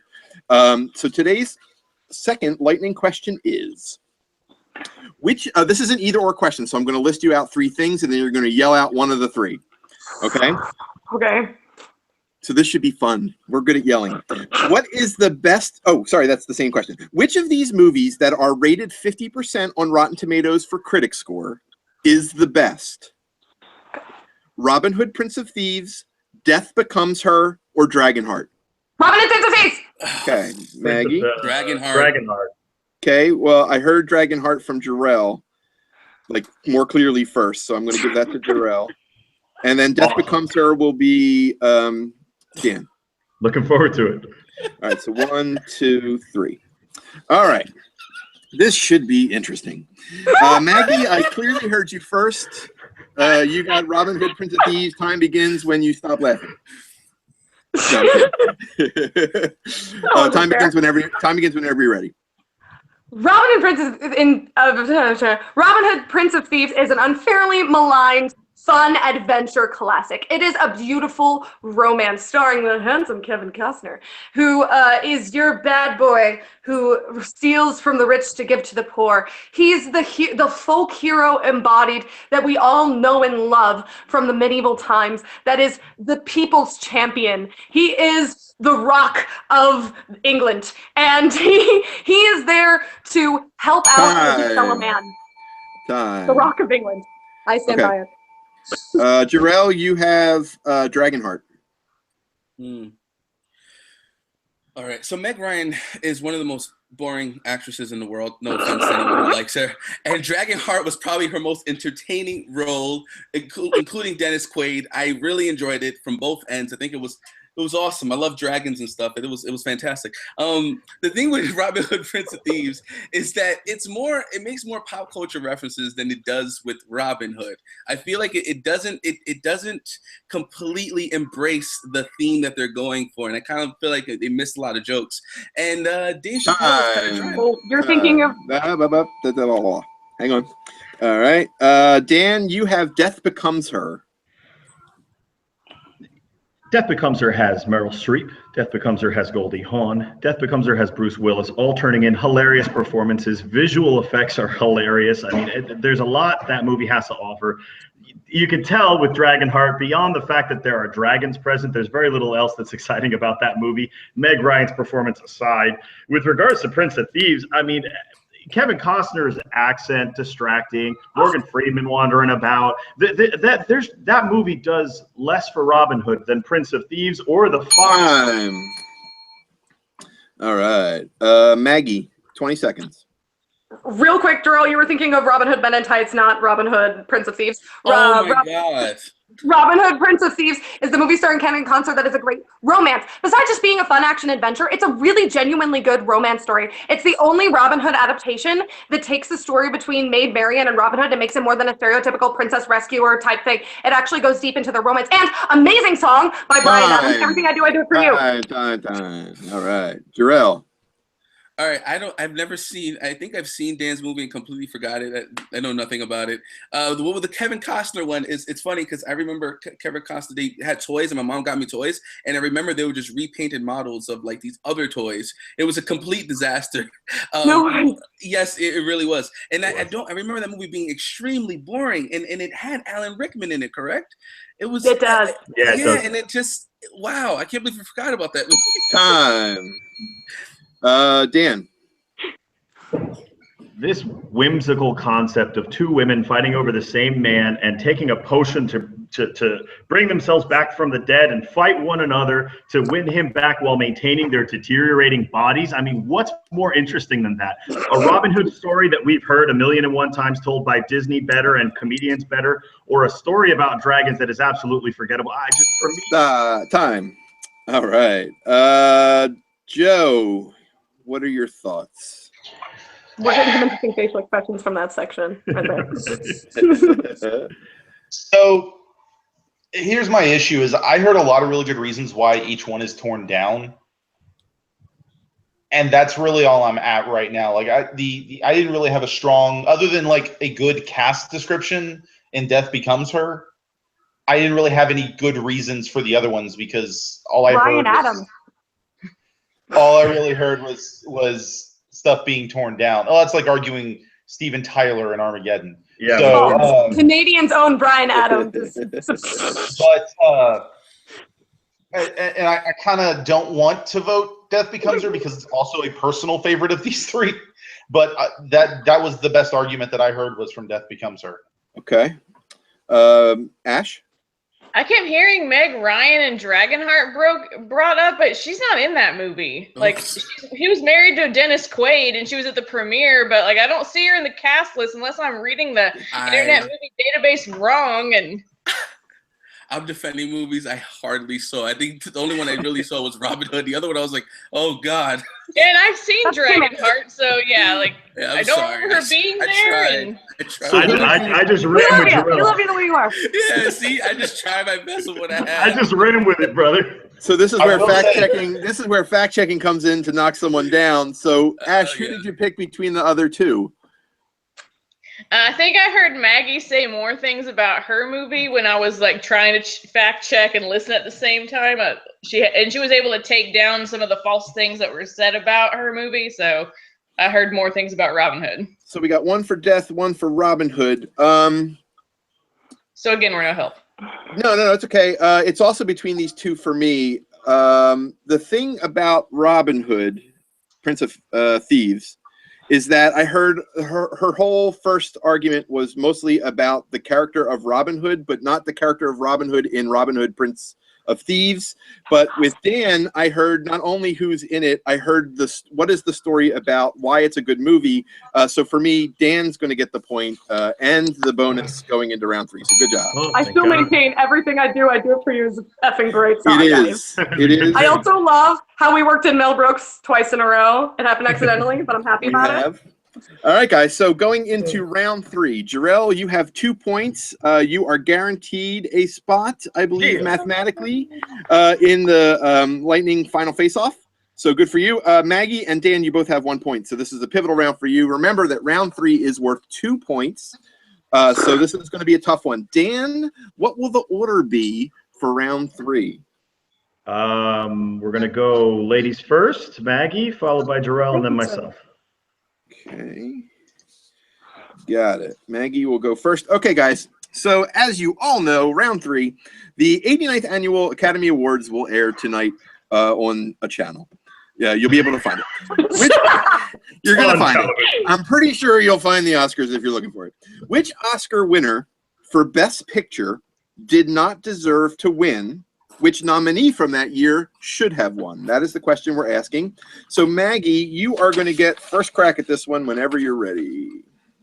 All right, the film I chose is a highly, highly forgettable feature called simply Gandhi. Now, Gandhi is one of the most interesting and sometimes controversial figures of all time. He is known as a peacekeeper, a philosopher, by some a heretic, by some a pervert. He's a very, very fascinating person.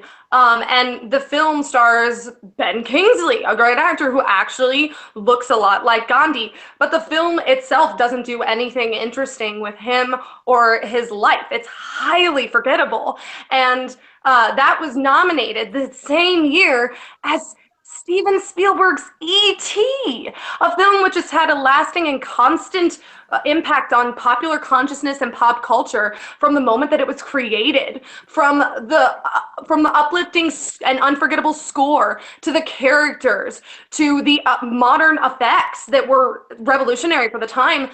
Everything about the movie is memorable and enjoyable and has stayed in the minds and hearts of young people and old and young at heart for since its release. And it's frankly ridiculous. Going back to Dan's earlier point of film snobbery that exists within the industry, it's ridiculous that a film that takes a fascinating moral character and yet does nothing interesting with it would win over a film that actually is enjoyable for families and adults and children alike, and also is able to sneak in commentary about society and preservation. It's artful, it's masterful, it deserved to win an Oscar. Awesome. Jarrell, you're gonna get to go second. What did you pick? The movie I picked was the movie that won that year was Dances with Wolves, and I went with Goodfellas. I thought Goodfellas deserved it over Dances with Wolves.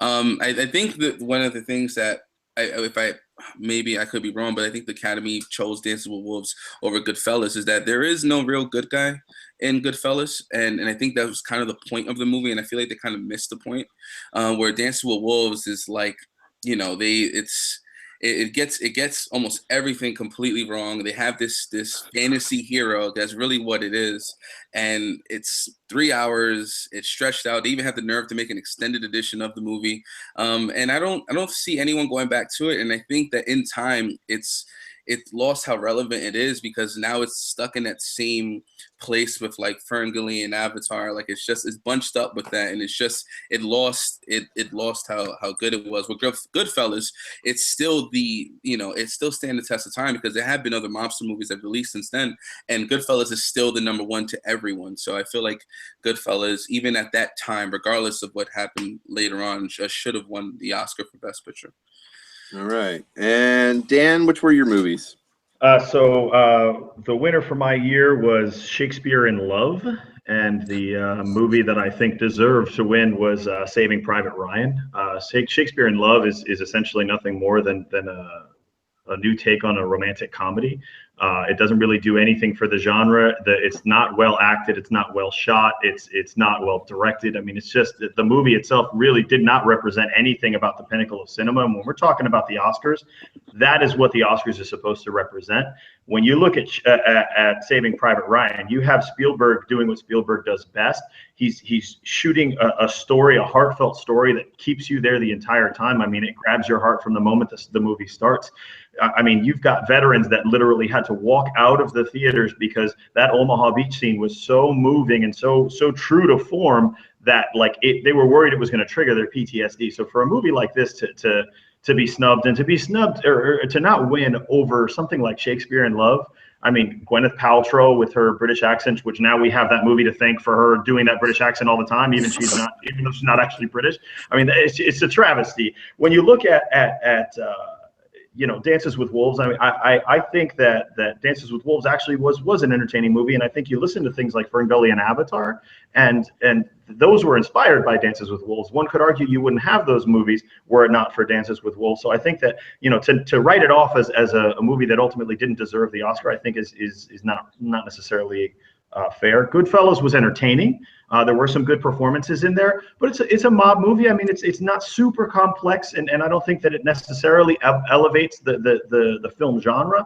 And then with Gandhi, I mean, I can tell you which movie I enjoyed better of those two. I would say that it was E.T., but E.T. is an enjoyable movie, and it's a good movie, and it deserves a lot of respect.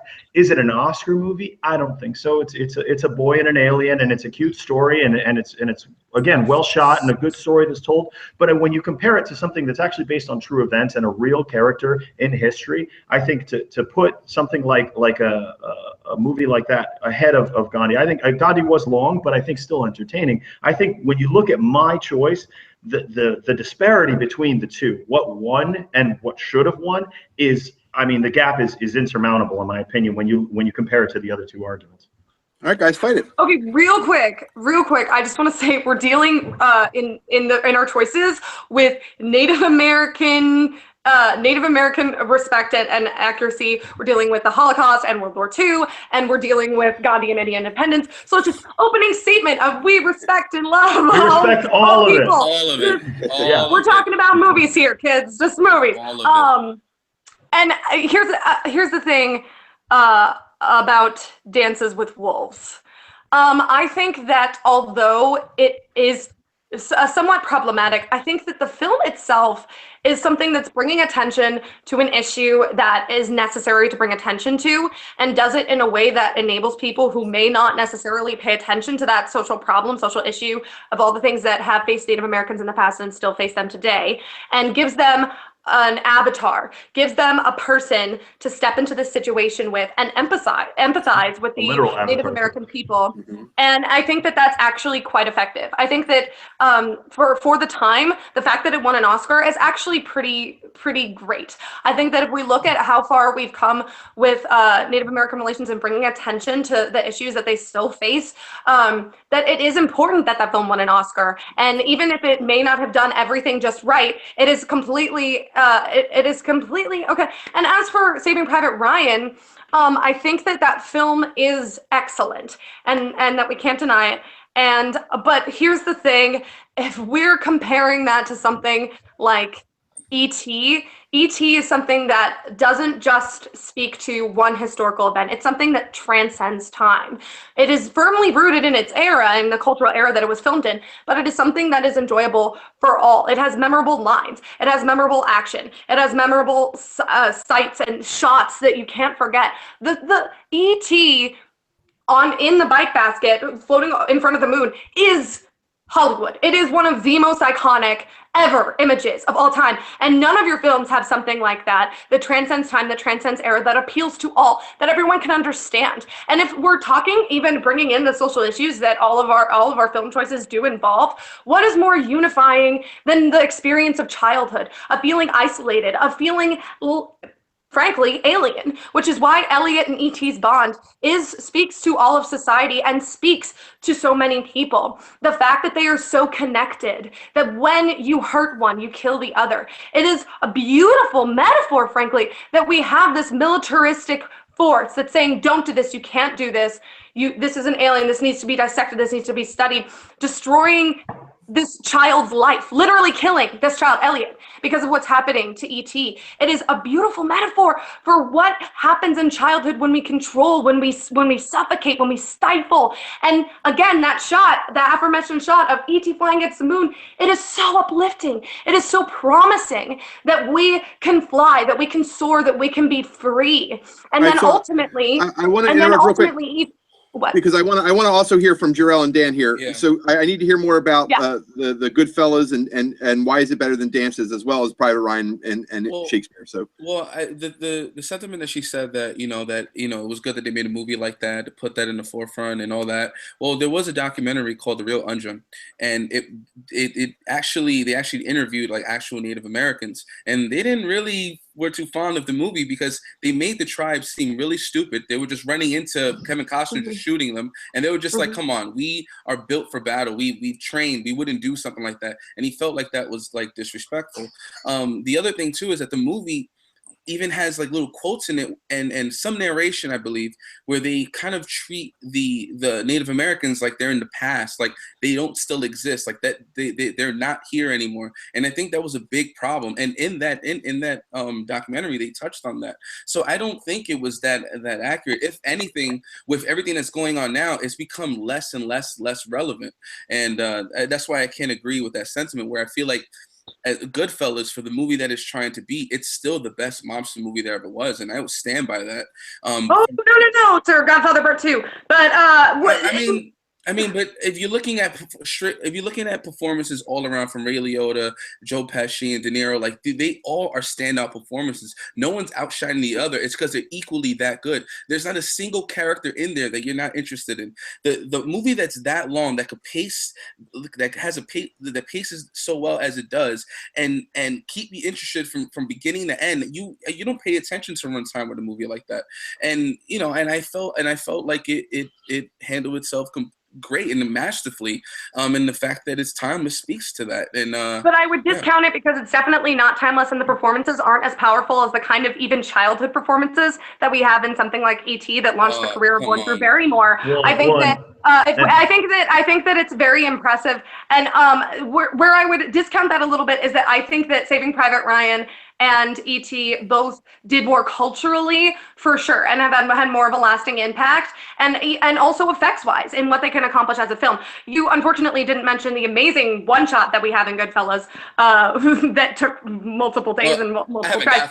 And but he's not done arguing yet. It does certain things. It does certain things, but it doesn't accomplish the things that Saving Private Ryan or E.T. did. And side note, Saving Private Ryan is like literally my fiance's favorite movie, so he might break up with me after this. But I would say, you know what? I think these movies are pretty on par with each other, honestly. But E.T.'s got a better John Williams score. So let me hear more about Saving Private Ryan. And so again, I mean, it's tough because when it comes to Private Ryan versus E.T., we're doing Spielberg versus Spielberg, which is going to be an interesting conversation. But for me, and again, up until this point, up until I heard what you guys had, because it was a blind fight, I focused on the disparity between the two. And so Shakespeare in Love basically does what like Tootsie and Yentl does. It doesn't really, a lady in drag trying to hide the fact that she is a woman, trying to make her way. That's not inspiring. That's not uplifting. That's not really anything that we haven't seen. Well, it might be uplifting, but it's not anything that we haven't seen before, is the point I'm trying to make. Whereas Saving Private Ryan is the quintessential and most realistic war movie that's out there. It does something to the genre that's different than what had been there before. I think it's the best World War II movie. It's not necessarily the most realistic war movie. It's the best World War II movie by far. But here's the thing, talking about the disparity, all three films that we mentioned here. Let me hear the rest of Dan. Sorry. No, Dan, go, yeah. Well, no, and that's the thing, I don't want to repeat too much of my argument, but when you actually have people that physically have been in war walking out because it's like, look, this is pitch perfect. This is how it happens. So much so that I can't be a part of that. That's something. Right. When you talk about the performances too, I mean, again, there's a lot of actors. I mean, and Jonathan Youngblood, shout out to you, brother. That fight that he had defending Caparzo, even Vin Diesel in that movie. Hadn't seen it until on the plane. Anyways, but he still saw it. And the point is, even Vin Diesel, who in my opinion, is not the best actor overall, turns in an amazing performance. Some of the weakest links are still tugging at your heartstrings, and I haven't even had a chance to talk about Tom Hanks and everything that man. What you just said is that there's weak links. What you just said is there's weak links. E.T. had no weak links. The weakest link E.T. is a pitch perfect film. E.T. doesn't. Here's the thing. Also, I will say that I just, this is just again completely side note, but to any soldiers that may be watching or people that have people in the military, like, thank you for your service and thank you for your sacrifice. And I will say that having known people with PTSD, there are things that can trigger it that may be unexpected, even loud noises. Even obviously going into a war movie would be more triggering do it. than that. But I don't think that that's necessarily indicative of superiority, if that makes sense. Well, no, and I will say, as a side note, it highlights the fact that the way that the war is shot and the authenticity behind it. I mean, that Omaha Beach scene alone is worthy of an Oscar. Forget about all the emotional. But what I will say for E.T. is, and you're talking specifically about. So real quick, Maggie, I am going to let you say this, Maggie. I just want to we're going to start final thoughts. So Maggie, make this your final thoughts. Why is your movie? Why is E.T. better than Gandhi and better than the other choices? The other choices that they were talking about that were films that won an Oscar are still movies that people culturally remember. We remember Shakespeare in Love. We remember Dances with Wolves. We remember, oh, that wolf is cute, Jor-El, okay? He dances with a wolf and it's adorable. It's an adorable little puppy, all right? Here's the thing. We do not remember Gandhi. It's a movie that has been culturally forgotten. It's a movie that has had no bearing on the cultural consciousness. And if we're going back to the original question, which is what movie deserves to win an Oscar, what an Oscar shouldn't just be honoring performances, shouldn't just be assigning quality. It should also be what film matters, what film has impacted society, what film is relevant. And E.T. was and is relevant. And again, I think it largely lost because of snobbery, because it was considered a children's film, even though it had themes and elements that were very sophisticated and delved specifically into the consciousness and psychology of children. And I think that aspect, that it can be a fantasy and be happy, but also have these moments of fairly dark, of dark moments, of things, and giving that to children and knowing that they can handle that and having faith in children to be sophisticated enough to understand and appreciate a film, that's something that we still have trouble doing today. And this was, years ago. And it hasn't faded in quality. It hasn't faded in its appreciation. I do appreciate what all of these films have done. I do think that they're all three excellent films, but I don't think any of them can accomplish as much or reach as much as E.T. in terms of soundtrack, performances, effects, lasting impact. All of these things that have elements in these other two choices are better and more multiple in E.T. All right, Jor-El, same question. I don't necessarily think that if I put my son to watch, or anyone for that matter right now, I think if they see E.T., no one would ever consider that to be an Oscar-winning movie. It just doesn't have that punch. It doesn't have that Oscar-worthy. It's a good family movie. It definitely had an impact on my childhood, but it's not something I look at like this masterful thing. It has iconic moments, but I could say that for a lot of movies that have those same moments, but it doesn't make them Oscar-worthy, where Gandhi had an incredible performance, and there are a lot of people who still, and even in school, go back to that movie to watch it and reference it. So I don't see how that you can make that argument that it doesn't, it's forgettable or anything like that, because it's still being used. As far as like Saving Private Ryan and Shakespeare in Love, I saw Shakespeare in Love. It's not a movie that I'm necessarily be into, but I didn't think it was as bad. I actually went through the whole thing, and I think with your selections is that I could probably go either way with that one. I can't completely knock one out or the other. It's just it doesn't really, I don't know, I can't pick one. Where with the one with E.T., I don't even consider it to even be a contender to like win. And I think with my two, it's just like I think that with Goodfellas, it is something that, just like Dan had pointed earlier, if that shows up on TV, and you guys can admit it shows up on TV quite a lot, and it's as long as it is. Yes, it does. Dan knows, he watches a lot of TV. It shows up a lot.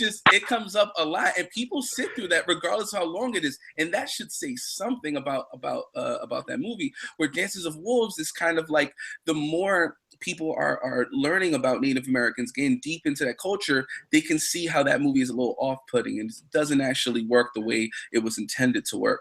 And I think when they do the extended version, it was basically trying to like bloat it and say, look, we didn't forget this, and this, but it's like, it's already too late. We saw the theatrical version. And that was my problem with it. Zack Snyder cuff. No, that's exactly the thing with Dances with Wolves. It's like, you would have to watch the extended version to really get like that it wasn't trying to, and I don't think Kevin Costner was trying to be rude or disrespectful, but the cut that he put out just wasn't the one that should have went out. That's just all I say to that. With Goodfellas, we don't need an extended version. We don't need anything. It's perfect the way it is. So that's why I am going, that's why I feel like mine counts the most. All right, Dan, final thought. So listen, I mean, just because Goodfellas is on TV does not mean that it is Oscar worthy. I mean, Armageddon is on TV, and that movie's stirring.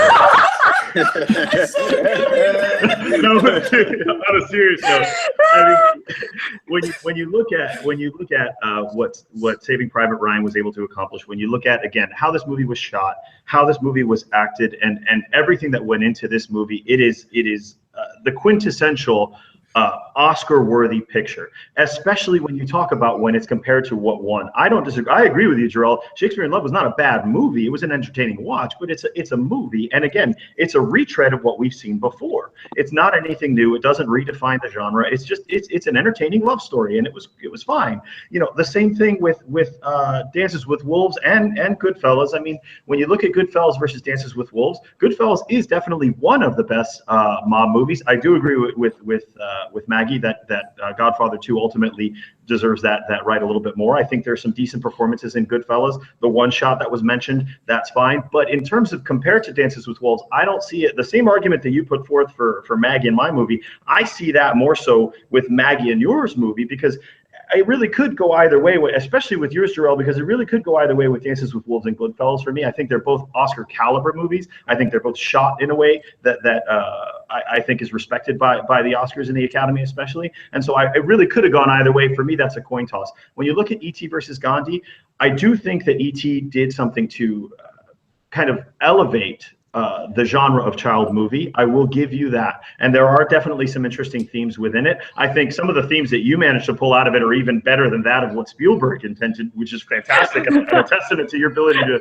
interpret movies. But it's ultimately, it still is not that Oscar movie.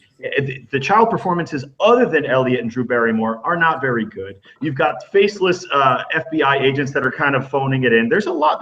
When you go back and watch it, I think that E.T. with the nostalgia goggles tends to be looked at in a way that's a little bit more than, and given a little bit more weight than it needs to. And you're right, that scene is beautiful, but I think that we remember that scene and we forget, you know, the right before the bike scene and some of the effects and all the weird stuff that happened in there. It's not a perfect movie. It's one of my favorites, but again, Oscar worthy, I don't think we're there. A good movie and one to stand the test of time, but not an Oscar movie. Now, when you talk about Saving Private Ryan, you've got Spielberg. He's been doing his thing for quite some time now. He's mastered the art. He's mastered the craft. He knows how to direct Tom Hanks and does so beautifully. You get performances from a variety of actors. Outside of the concept of this movie, there's a very distinct difference in talent. But when you get inside this movie, no one pulls anyone down, whether they outside of this movie are good actors or bad actors, because in this movie, everyone shines. I mean, it's amazing. The movie won Best Director, but it deserved to be recognized as a whole for the movie, especially when compared to something like Shakespeare in Love. All right, guys. Great 2-point question round. Well done. So quick. If you don't cry when Tom Hanks says "earn this," you're dead inside. Oh my God! You are completely dead inside, and you should give up because if you don't cry when when Elliot says "ouch" and oh my God, it's just, you know. All right, stop talking to each other. The round's over. If you don't cry in Goodfellas when Joe Pesci says "fuck you" for the fifth time. Joe Pesci saying "funny how," like a clown. That's all right, Ash and Joe, what do we got in the facts? Lots of opinions, but a few things were brought up. Something about an extended cut of Dances with Wolves exists. Apparently, Kevin Costner claims to have no involvement in the 4-hour extended version, and he had initially had to cut down his 5-hour movie to the 3-hour running time that it is. So yeah, that's a very lengthy movie. Lots of lists online talking about which movie did not deserve the Oscar, and consistently Shakespeare in Love and Dances with Wolves were on every list. Gandhi was not on any of the lists that I looked up. What did Twitter have to say? We have a lot of suggestions, more than I was expecting, because the Oscars is kind of a weird topic to talk about in some cases and have preconceived opinions on it. Nolan Dean brought up that the King's Speech should not have beaten The Social Network. David Bowman had a lot, such as How Green Was My Valley beat Citizen Kane. Oh, beating Citizen Kane. That was my second choice. My Fair Lady beat Dr. Strangelove. I love My Fair Lady, so I disagree with you there, sir. And then the English patient beating out Fargo, and Trainspotting also came out that year. Eric Monroe brought up that The Green Mile should have beaten American Beauty. Langley is completely flabbergasted that Gandhi was beaten by E.T. Chase, the other way around. Oh, I'm sorry. Yeah. My brain.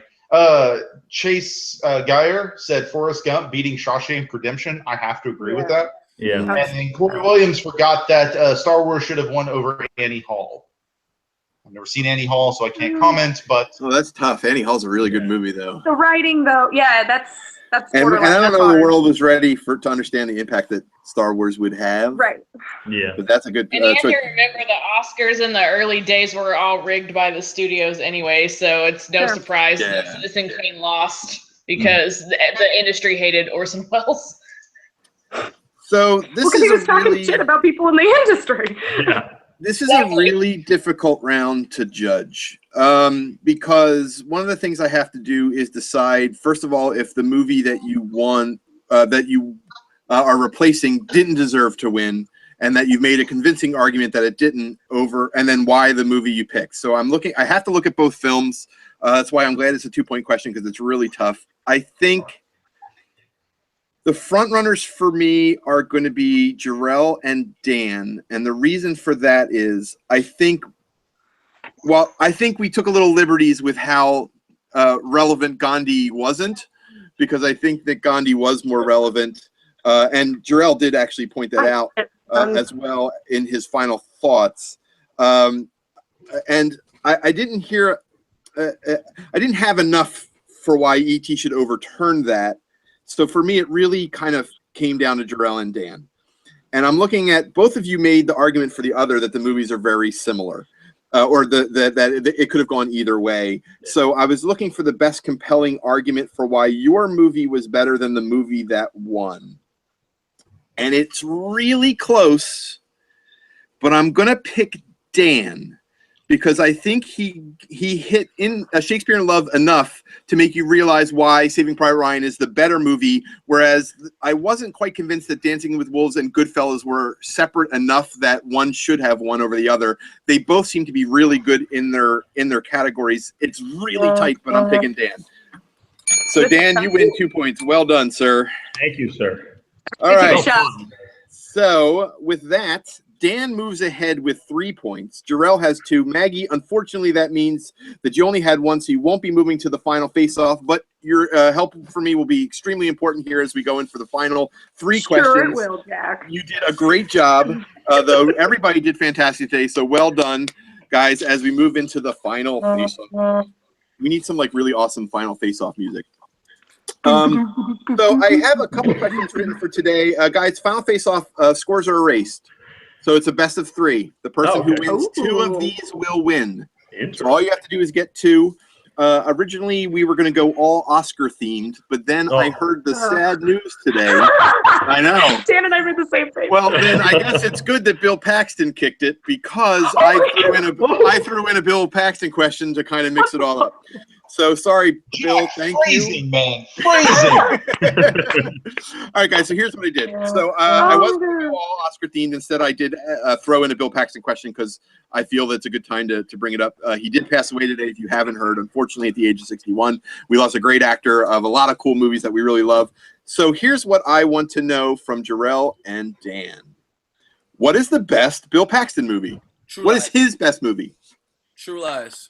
Oh. Okay.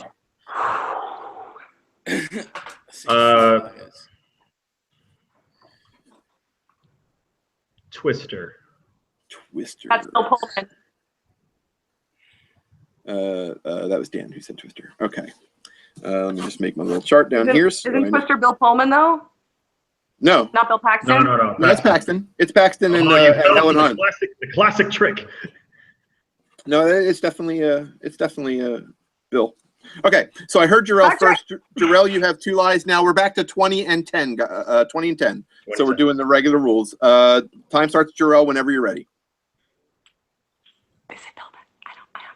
True Lies is one of my favorite action movies. One of James, probably top 2 of James Cameron's movies with T2. And Bill Paxton's role in it, where he's basically the Jamie Lee Curtis's side boyfriend or whatever. He plays it really, really well. He plays a jerk really, really well. And the scenes that he's in show. Wow, that went fast. It goes much faster now, doesn't it? Holy cow. Dan, 20 seconds whenever you're ready.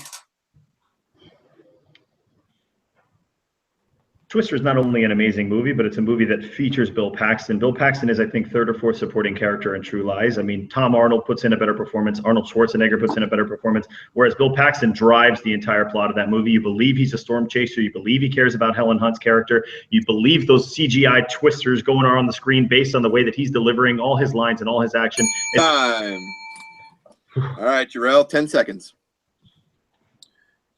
I think the Twister is the main character of the movie, and Bill Paxton is just a react channel. I mean, he just stares at the Twister and he reacts to everything. That's really all he does in the movie. In True Lies, he's actually acting and playing the scumbag really well. All right, Dan.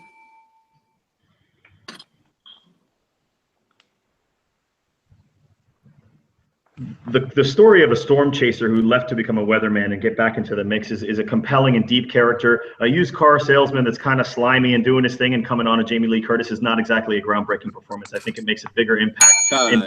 Yeah. All right. Let's start with you, Maggie.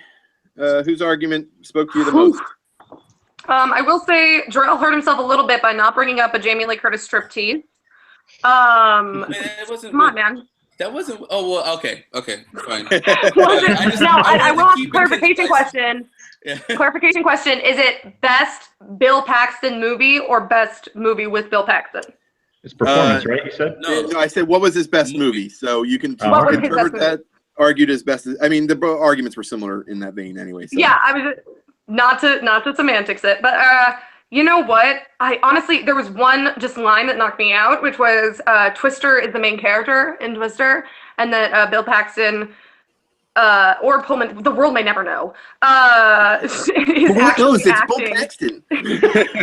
It's one of the world's mysteries, Jack. Just accept it. So you're going with True Lies. Yeah, I'm going with True Lies.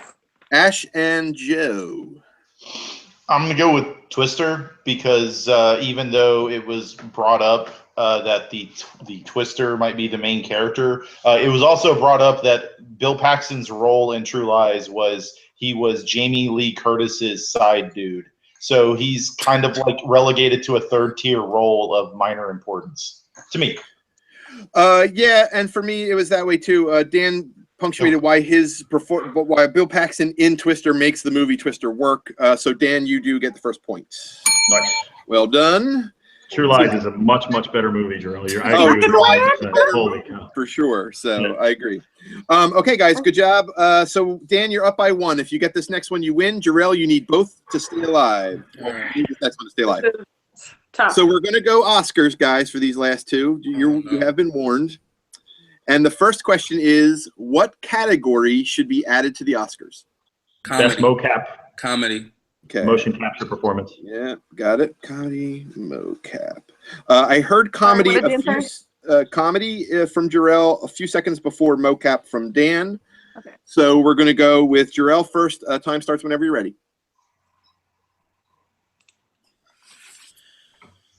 Looking at the list in the academies this year, I can't tell you there's one movie that really stands out as like this ultimate contender, but I did notice that a movie like The Nice Guys didn't get nominated for anything, and it was one of the funniest movies of last year. And I feel like a lot of comedies don't get that love and support. Even like Class, I don't know if any Mel Brooks movies in the past have ever been nominated. Real quick, as a point of clarification, isn't there like don't they tie in comedy with something else? Musical or comedy. No, That's musical or comedy. Got comedy. it. Okay, so you would separate and give comedy some. Got it. Yeah. Sorry, I just wanted to make sure that I was giving you a valid chance. Okay, Dan, I'm sorry. Mocap whenever you're ready. What Andy Serkis has done with the concept of motion capture is something that deserves recognition, and motion capture is becoming so prevalent in the industry in general that the more the technology improves, the more people are going to be able to have their impact on that, and to have a category that actually recognizes performance. Because even in Dawn of the Planet of the Apes, you've got now Andy Serkis and more performers that are actually putting in their heart and soul into the performances, not just the computer. Time. Jarrell. If you open up that category, the only person who'll be on the list is Andy Serkis. Everyone else is just fine and subpar. No one's actually memorable in that performance. No one does it like Andy Serkis. He's King Kong. He's Golem. He's Caesar. Time. Dan?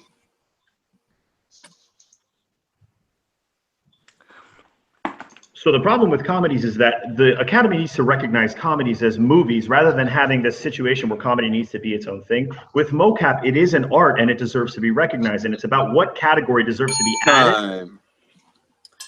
Ooh, this is going to be tough. Yeah, it's a tough one. Joe and Ash, what'd you pick?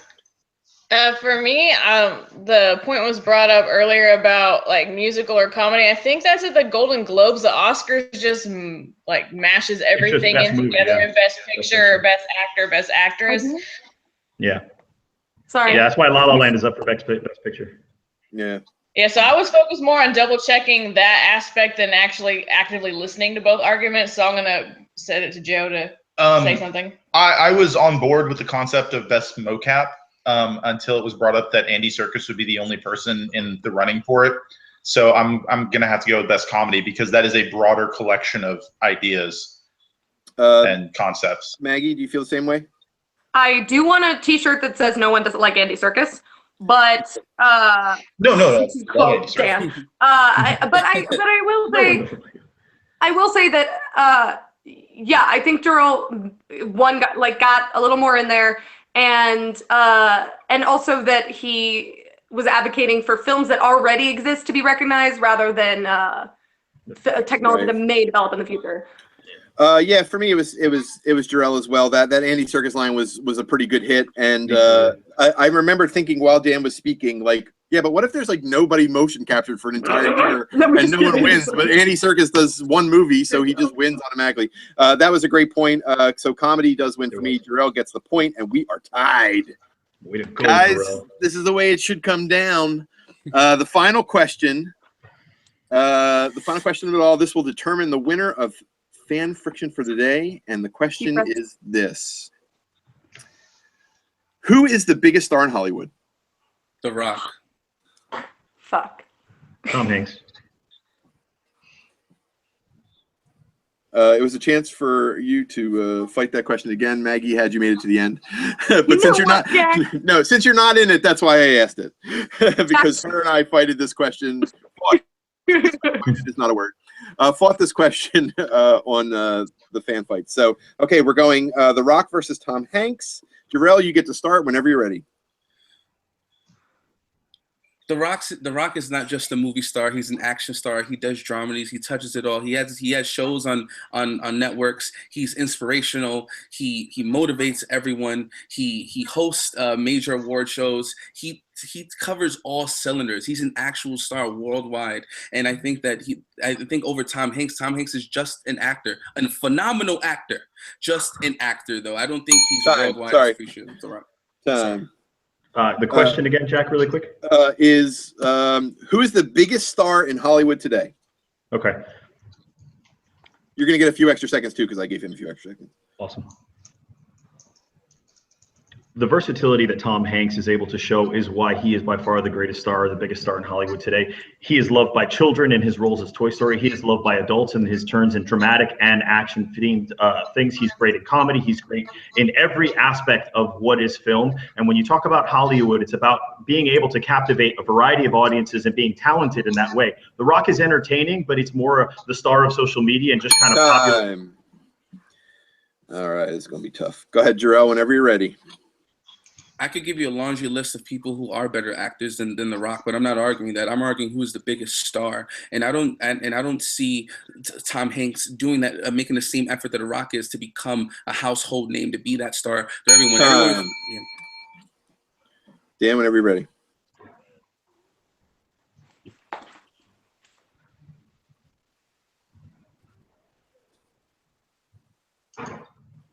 I think both are household names. I think ultimately the breadth of Tom Hanks's work makes him the bigger star, and he's consistent and relevant today. He had Sully. We've got Toy Story 4 on the horizon. He's still very much in the now, and everyone knows who Tom Hanks is. Wow, it's going to be rough. Good fight, guys. This is for all of it. Maggie, who would you have picked?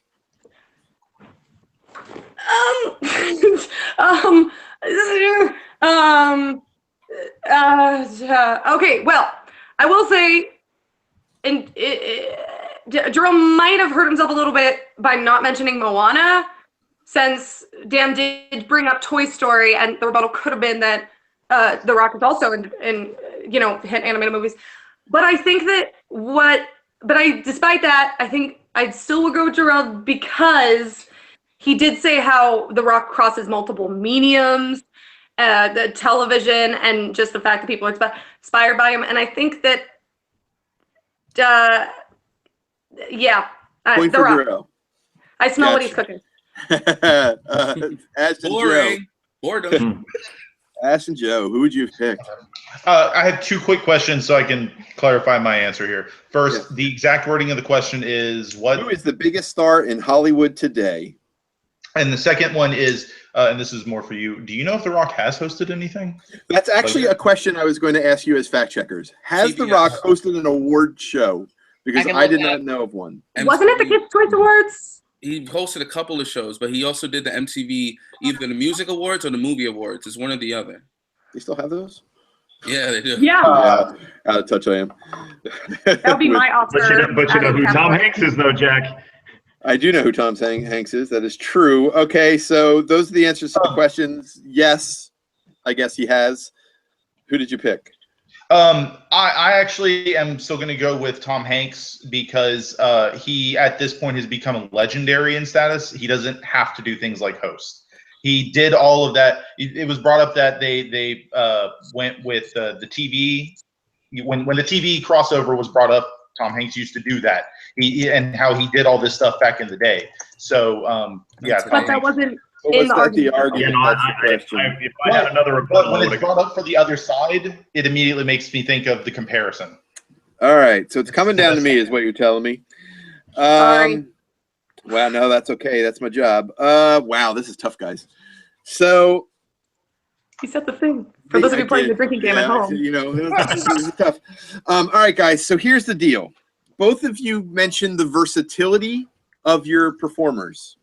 With Tom Hanks' ability to do dramatic comedy, The Rock's ability to do the same, basically, and to cross mediums.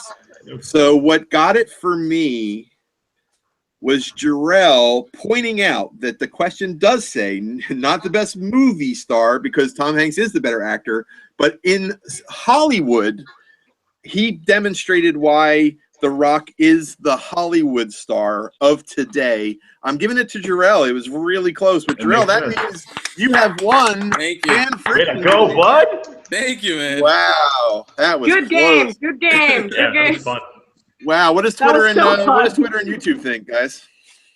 Well, Twitter and YouTube is going to be responding here in a moment. I will say for the last round, Jonathan Youngblood thought that the argument was a wash because there needs to be more time to try and discuss this kind of thing. So, like, this is a difficult question to do in 20 and 10 and whatever second arguments. But we've done it before, so we weren't going to do it. I know, Yeah, but yeah. you know.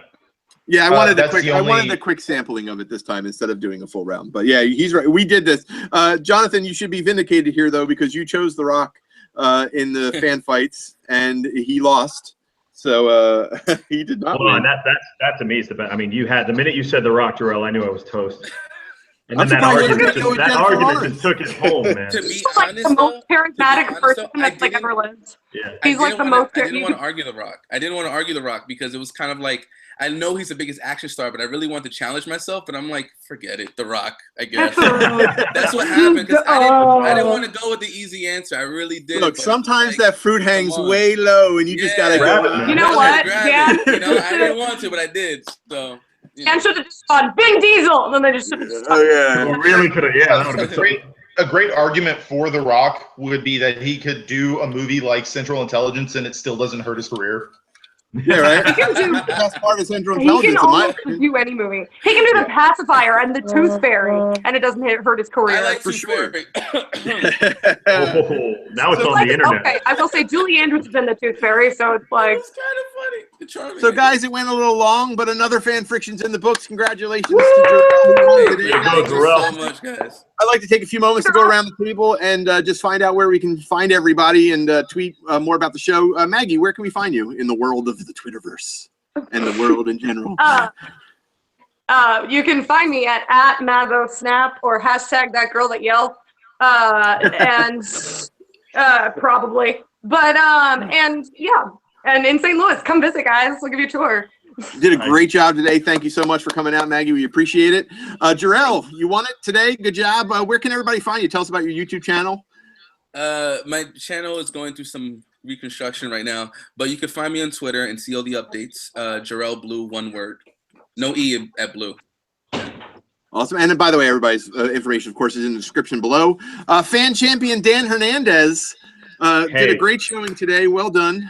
Listen, this was a lot of fun. It was good to go against both of you guys. I mean, much love to my fellow competitors. You guys put up an awesome fight. Guys, definitely go check out Jarrell's stuff. It's awesome. I'm at HStarRunner on Twitter, and then Facebook group, Movie Talk by Movie Fans. Check that out. It's a really great group, a great community, and they've been really nice to me. I'm sure they'll be nice to you guys as well. And yeah, that's pretty much all I got. Thank you so much, Dan. We really appreciate you coming back. You had a great run on fan fights with Screen Junkies, so congratulations again on your victory. I'm surprised the belt did not make an appearance. Did you get to take it home? I did get to take it home. I didn't want to be that guy that's just like, oh yeah, look at the belt. But clearly you've never seen Brian. Come on, man. You could have been the villain they love to hate. Like, take it from me. I think casually in the corner of the shot would have been the perfect place. Yeah, just like halfway through, just go like, and then just have it right there. I would have been a little bit more harsh in my arguments if it was standing there. The camera pans over and there's like a shrine with candles and like a picture of Andy. Like, yeah, exactly. Okay. The shrine of Andy's in my house. Ashley, guys, if he ever goes missing, I'm pretty sure Jack has a pit in his basement. Yeah, no. I'm suspect number one if anything ever happens to Andy Signor. There's no doubt about it. Puts the lotion on its beard. Yeah, exactly. So, Ash and Joe, we have a new BFF coming up next week. Where can we find you and what's coming up?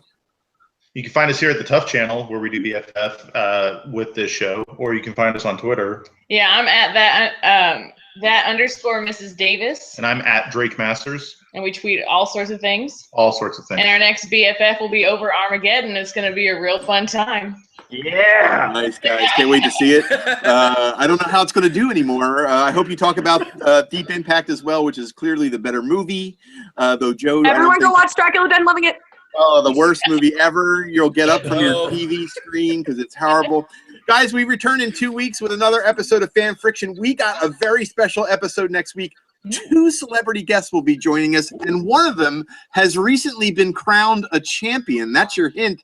Who is going to make it on 2 weeks on Fan Friction? Please check back here and find out. I am JRS Pitboy at 2008 on Twitter. All of our information is below. And finally, we do this because of the Screen Junkies and the Screen Junkies channel. So if you are not familiar with them, please check out the information in the link below. The Screen Junkies do a show called Movie Fights. It's the inspiration for why we do our show. We love them. We'd like you to too. So please check them out. All the information is below. And at the end of the show, it'll be like an end card here where you can go follow them somewhere.